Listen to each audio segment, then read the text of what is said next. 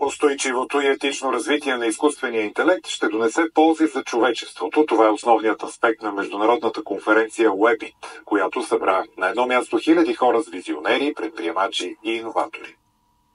Изкуственият интелект има потенциала да промени изцяло ежедневието, бизнеса и околната среда. Притесненията за загуба на работни места са неоснователни, но технологичният напредък води до развитие на самите професии.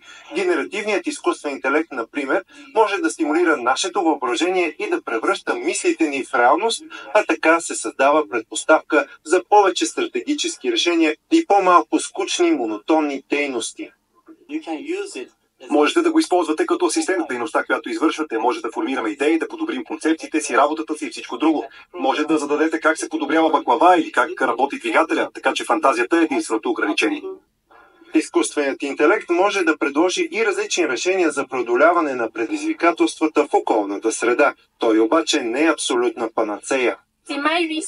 Мое изследване използва сателитни снимки, машинно обучение и изкуствен интелект, с който да разберем по-добре океаните глобално, което в много голяма степен влияе на климатичните промени. Когато генерираме и разбираме изкуствения интелект, това няма да реши проблема, а трябва да вземем мерки, основани на резултатите от изкуствения интелект.